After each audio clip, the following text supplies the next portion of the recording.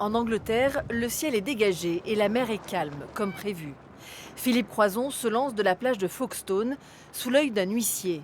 Loin, très loin devant lui, les côtes françaises. Entre les deux, une mer à 15 degrés avec de forts courants. La distance qu'il a parcourue en 1 heure, finalement, c'est son rythme, mais quand on compare par rapport aux autres nageurs, c'est totalement différent. Et on a vu qu'il a eu beaucoup de mal à sortir de la plage. Son équipe ne le quitte pas des yeux et le ravitaille régulièrement.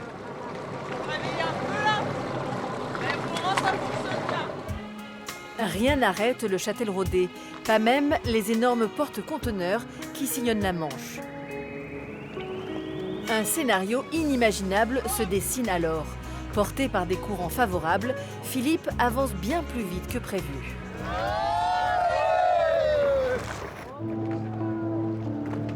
À la nuit tombée, Jacques Tussé et Arnaud Chassery ont rejoint Philippe et sa petite lumière rouge. Nous sommes à quelques mètres du trio, à bord du petit bateau d'Olivier, le pêcheur du Pas-de-Calais venu à la rescousse. Le vent s'est levé, la houle aussi. Allez Philippe, c'est que des cailloux sur 4 mètres de haut. Eh, c'est super dangereux, Jacques, hein. Allez, à gauche, Arnaud. Serge-toi du courant. Vas-y, tout droit, 10 mètres. Allez Philippe. En haut de la falaise, on entend Jérémy hurler. Dans le noir, il a juste le temps de s'asseoir sur un rocher français avant de repartir et d'être récupéré. Allez. On l'a amené au bout, c'est super. Il est arrivé.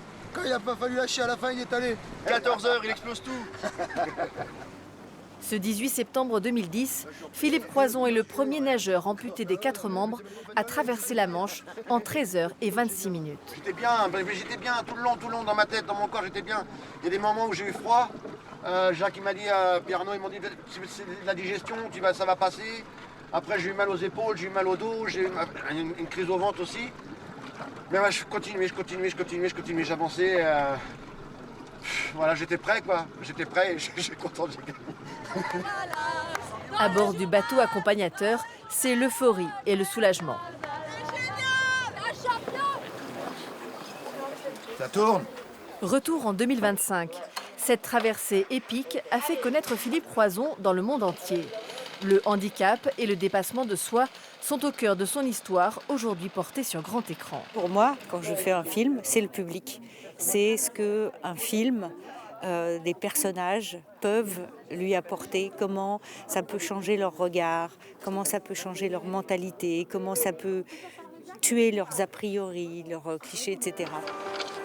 Depuis 15 ans, Philippe et Susanna n'ont cessé de vivre des aventures sportives et médiatiques. Susanna a écrit aussi son livre « Ma vie pour deux » dans l'ombre du héros une femme parce qu'elle avait besoin d'évacuer cette énergie qu'elle a donnée pour réaliser l'aventure. Tu m'arrêtes, hein, mais où est les dents, où est les menthes, quoi. Et c'est vrai qu'on s'est un petit peu perdu dans cette aventure. Oui, mais aujourd'hui, voilà, il y a un film qui est réalisé. Si ça n'avait pas été aussi dur, peut-être que le film ne serait pas là non plus. Donc, il y a tout le déroulé après, derrière, parce que ça change notre vie. Aujourd'hui, ils ont choisi la Charente-Maritime, l'océan et les vagues pour mieux se retrouver. Parce que le jeu JE n'existe pas. C'est on avance ensemble et on réussit ensemble. Bah ouais, c'est ça. L'union fait la force, comme on dit. C'est elle la vraie guerrière. Et on termine avec un bisou quand même. Bah oui. Allez. Je sais pas non plus, mais